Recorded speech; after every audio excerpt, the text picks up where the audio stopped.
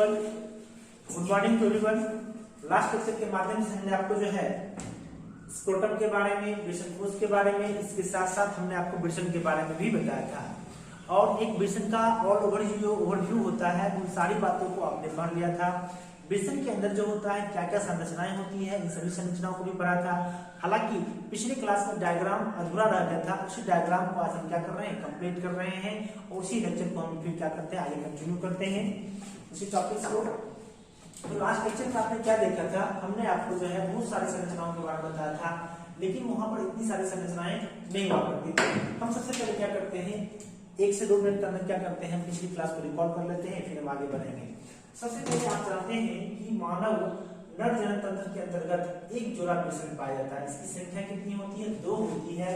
और इसके ये कहाँ पाए जाते हैं, तो आप जानते हैं ये पाए जाते हैं वृषण कोश में पाए जाते हैं। ये कहाँ पाए जाते हैं, वृषण कोश में पाए जाते हैं। और हम इसकी आकृति की बात कर लेते हैं। इसका जो आकृति होता है वो कैसा होता है, अंडाकार होता है। यदि हम इसकी लंबाई की बात कर लेते हैं, इसकी जो लंबाई होती है कितनी होती है, 4 से 5 सेंटीमीटर होती है। यदि इसकी चौड़ाई की बात कर लेते हैं, इसकी चौड़ाई कितनी होती है, 2 से 3 सेंटीमीटर होती है ना। इतनी बातें आपने पढ़ा था। और फिर आपने क्या जाना था, इसके कार्य के बारे में। इसका कार्य, 2 कार्य आपने जाना था। पहला जो कार्य होता था इसका, यह क्या करता था, शुक्राणु यानी कि स्पर्म का क्या करता था, उत्पादन करता था और भंडारण भी करता था। और दूसरा क्या काम था, इसका जो दूसरा काम था वह एक महत्वपूर्ण हार्मोन का उत्पादन करता है जिसका नाम है टेस्टोस्टेरोन या एंड्रोजन। तो एंड्रोजन या टेस्टोस्टेरोन नामक हार्मोन का उत्पादन करता था। इन दोनों कार्यों के बारे में आपने जाना था।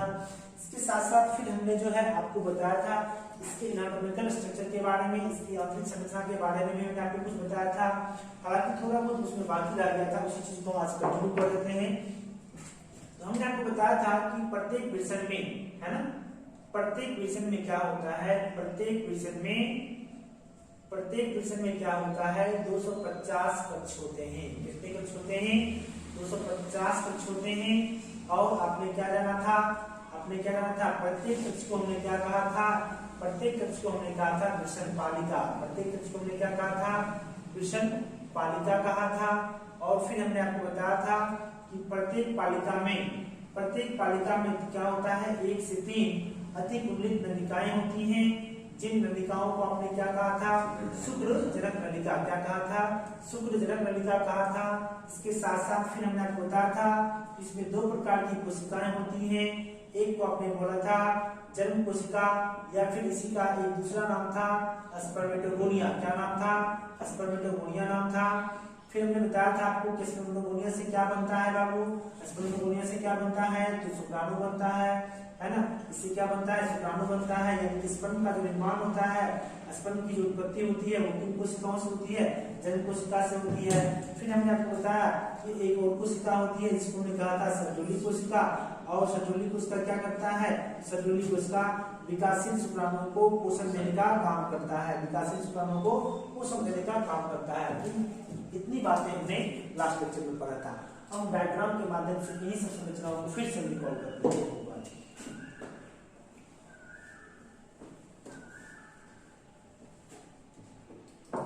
आइए सबसे पहले देखते हैं इसका जो वृषण पालिका है। हमने बताया था आपको एक वृषण में कुल आपको 250 कक्ष होते हैं, 250 कक्ष होते हैं। और प्रत्येक कक्ष को हमने क्या कहा था, वृषण पालिका कहा था। इसी वृषण पालिका को आप अंग्रेजी में क्या कहते हो, टेस्टिकुलर लोब्यूल क्या कहते हो, टेस्टिकुलर लोब्यूल कहते हो। और फिर हमने आपको बताया था कि प्रत्येक वृषण पालिका में क्या होते हैं, 1 से 3, सॉरी ये चीज आपको जो है उल्टा लिखा गया, आप एरो को थोड़ा सा आगे बढ़ा दीजिए यहाँ से, या फिर आप इसको जो है यहाँ से इसको हमने कहा था वृषण पालिका, इसको हमने क्या कहा था, वृषण पालिका कहा था। और अंग्रेजी में हम इसको बोलते हैं टेस्टिकुलर लोब्यूल बोलते हैं। This part is called as testicular lobule. जितने सारे भी आप चैम्बर देख रहे हैं, प्रत्येक चैम्बर को हमने कहा था वृषण पालिका।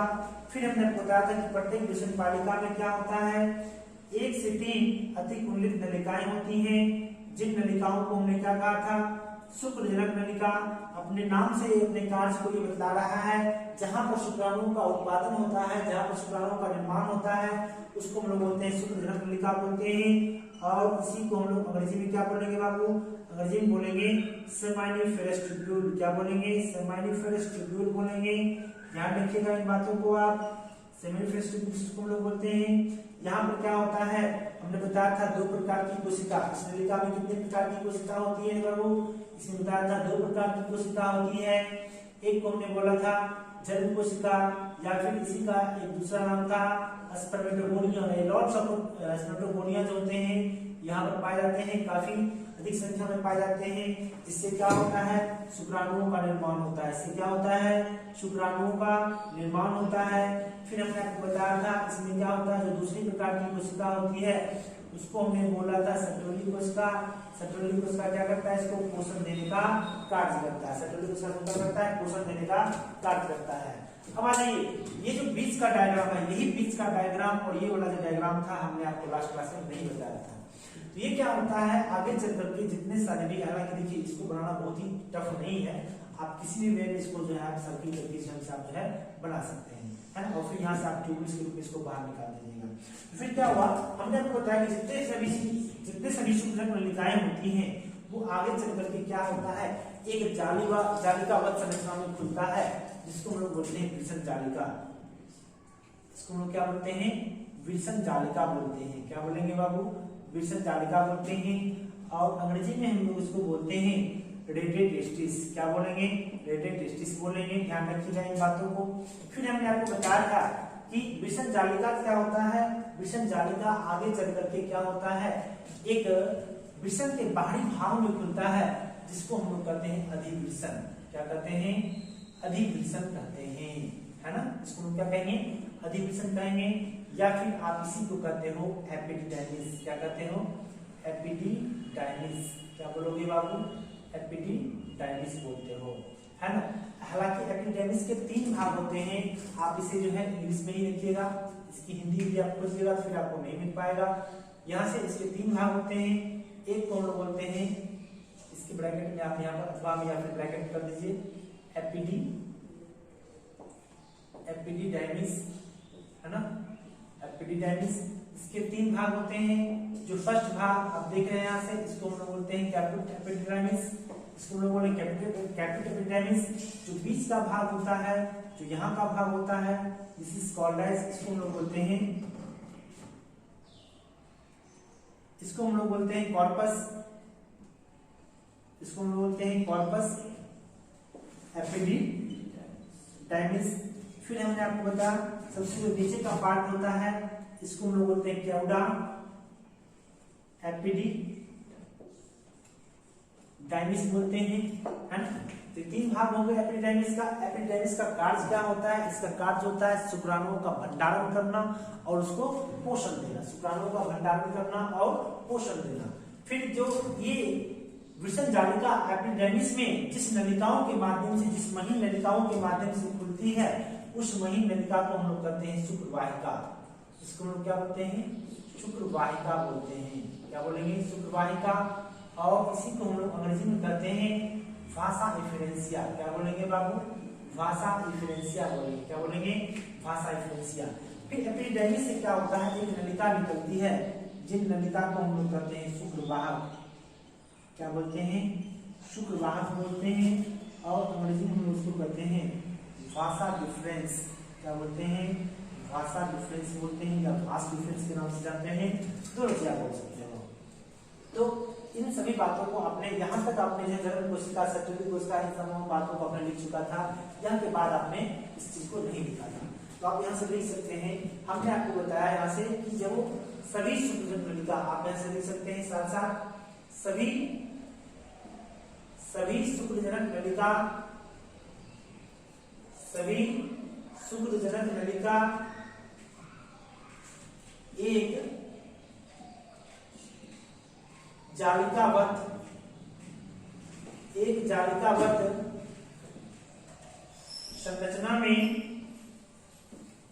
संरचना में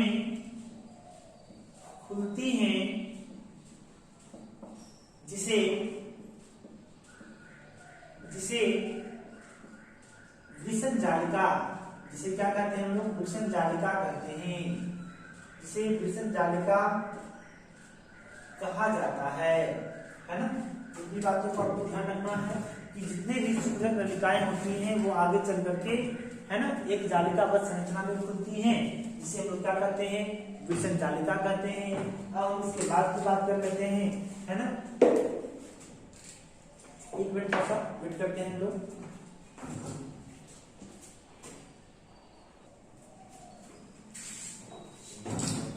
आगे हम देखते हैं इसको हम लोग।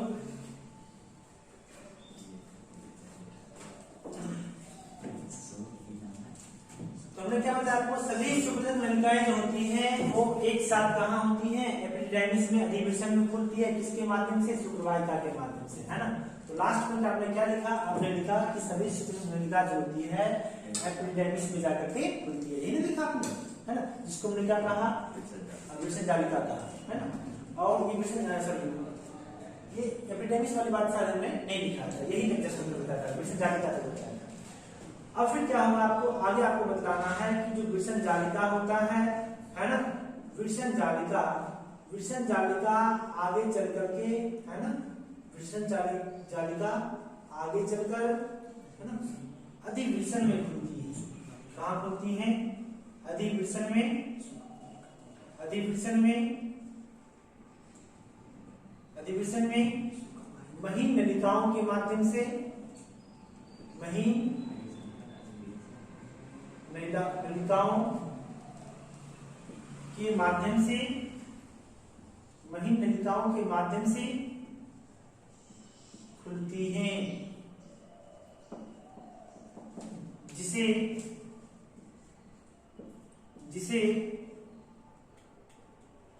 क्या कहा जाता है, शुक्रवाहिका। जिसे क्या कहते हैं हम लोग, शुक्रवाहिका कहते हैं, इसे शुक्रवाहिका कहा जाता है ना। इतनी बात आप लोग यहाँ से लिख सकते हैं, कोई दिक्कत नहीं होना चाहिए यहाँ पर। आगे आइए हम लोग आगे बढ़ते हैं। शुक्रवाहिका की जो बात की बात है उस चीज को हम लिखते हैं, इसको मिटाते हैं, हम उसको रोक करके, वीडियो को रोक करके यहाँ से लिख सकते हैं।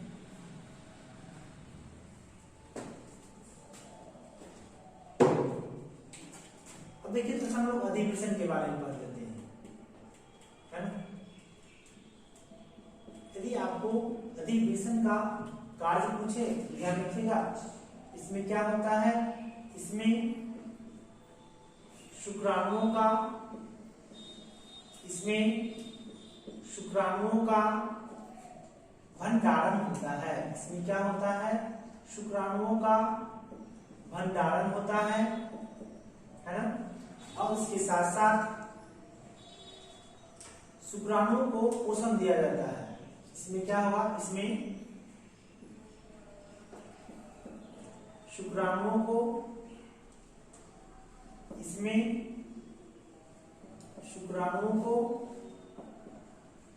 पोषण मिलता है। क्या मिलता है, पोषण मिलता है। आप इन तमाम बातों को यहां से लिख सकते हैं, कहीं कोई दिक्कत नहीं होना चाहिए आपको। इसके बाद की बात कर लेते हैं। इसके बाद आप लिखिएगा, अधिवृषण के मुख्य 3 भाग होते हैं, है ना। अधिवृषण के 3 भाग होते हैं। यदि आप इन तीनों भागों के बारे में लिखना चाहते हैं, हम यहाँ से नंबरिंग कर देते हैं। आप लिख सकते हैं, पहला आपका कैपिटल एपिडेमिस, इसको आपको इंग्लिश में लिखना होगा। सेकेंड आपका कहलाएगा कॉर्पस एपिडेमिस, और जो थर्ड होगा, थर्ड को हम लोग कहेंगे केवड़ा एपिडेमिस। क्या बोलेंगे, केवड़ा एपिडेमिस बोलेंगे। 3 चीज आप यहाँ से लिख सकते हैं। अब आइए इसके बाद की बात कर लेते हैं।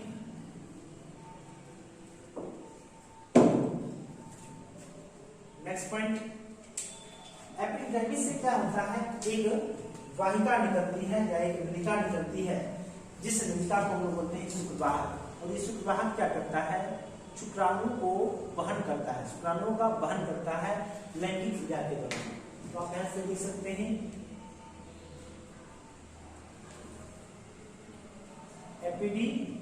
एपिडेमिस या अधिवृषण, आप दोनों लिख सकते हो।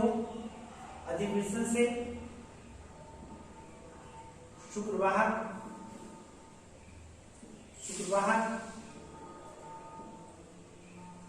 से एक शुक्रवाहक निकलता है जो लैंगिक क्रियाओं के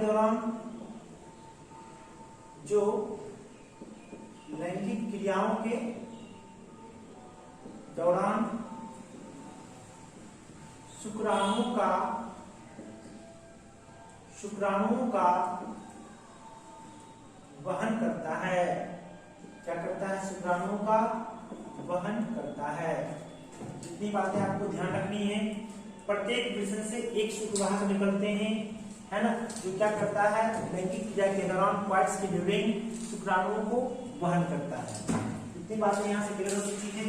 आइए एक चीज यहाँ से हमने क्या की, छूट गया था यहाँ से, हालांकि इस चीज को हमको पहले ही बताना चाहिए था, लेकिन छूट गया। चलिए कोई दिक्कत नहीं है, उसी चीज को हम क्या कर लेते हैं, बाहर कर लेते हैं। आपको यहाँ से लिखना है, वृषण जो होता है, वृषण घने आवरण से ढके होते हैं। वृषण क्या होते हैं? घने आवरण से ढके होते हैं,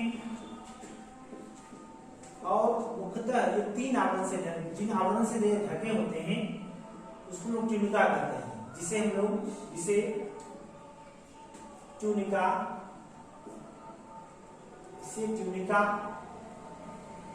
कहा जाता है। और ट्यूनिका के मुख्य 3 भाग होते हैं। जो पहला भाग होता है उसको हम लोग बोलते हैं ट्यूनिका वैजाइनलिस।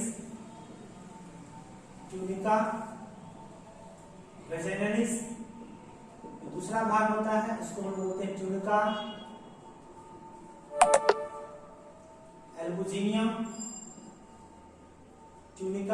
एल्बुजिनिया।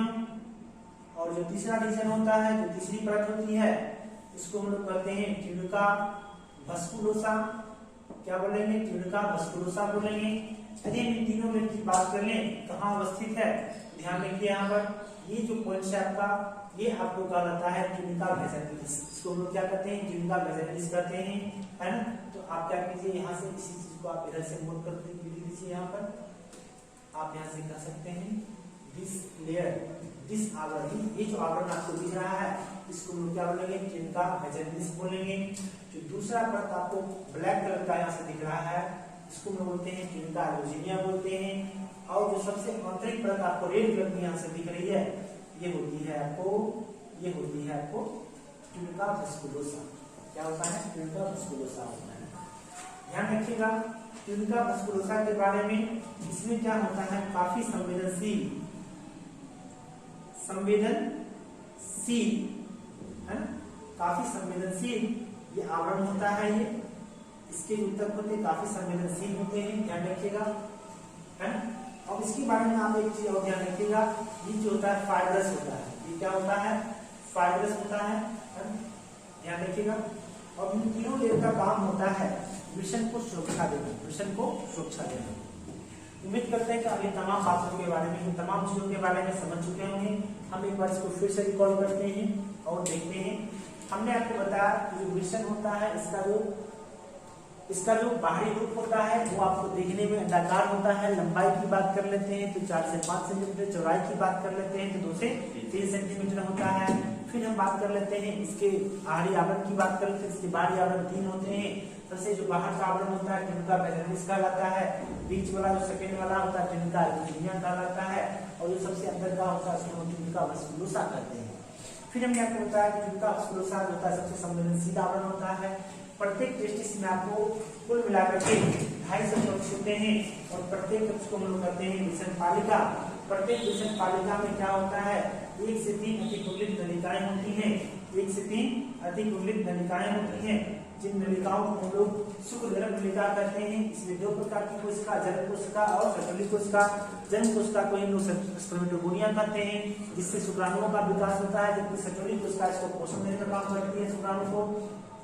सभी शुक्रगर्भ नलिका जो होते हैं आगे चल करके एक जालिका संरचना में खुलते हैं, जिसको हम वृषण जालिका कहते हैं। पुनः ये वृषण जालिका आगे अधिवेशन में या एपिडर्मिस में खुलती है, इसके माध्यम से काफी महीन नलिकाओं के माध्यम से, जिसे लोग शुक्रवाहिका कहते हैं। अधिवेशन के 3 भाग, एपिडर्मिस के 3 भाग, कैपिटल एपिडर्मिस, दूसरा कॉर्पस एपिडर्मिस और तीसरा कैवरा एपिडर्मिस। फिर हमने बताया एपिडर्मिस से एक वाहिका निकलती है, एक नलिका निकलती है, इसको लोग बोलते हैं शुक्रवाहक, जो लैंगिक जनन क्रिया के दौरान क्या होता है, शुक्राणुओं का वहन करता है ना। हम उम्मीद करते हैं कि आप इन डायग्राम के बारे में अच्छे से समझ चुके होंगे। हाँ, सबसे इंपॉर्टेंट बात ध्यान रखिएगा, डायग्राम सबसे इंपॉर्टेंट होता है। यदि आप डायग्राम पढ़ लीजिएगा, डायग्राम अच्छे समझ लीजिएगा, फिर आपको कहीं से कोई दिक्कत नहीं होगी, है ना। आपके बुक में ये डायग्राम नहीं दिया होगा, आपके एनसीईआरटी में नहीं दिया हुआ होगा, लेकिन फिर भी हमने आपको बताया, बहुत कुछ हम एनसीईआरटी से हमने बाहर भी बताया है। आप इन तमाम चीजों के बारे में याद रखिएगा। तो फिर हम अगले क्लास में जो है हम मिलते हैं, और अगले क्लास के माध्यम से हम शुक्रजनक नलिका की संरचना के बारे में हम लोग अध्ययन करेंगे। देखेंगे शुक्रजनक नलिका जो होती है, जो आपको यहाँ पर काफी कुंडली दिख रही है, यदि हम इसका कट सेक्शन देखते हैं, इसका काट दृश्य देखते हैं, हमें कैसे दिखता है, तो शटली कोशिका यहाँ पर कैसे व्यवस्थित होती है, हम इन तमाम चीजों के बारे में हम अगली क्लास में, अगले लेक्चर में हम लोग इसको देखेंगे। तब तक के लिए take care, be happy and be fair.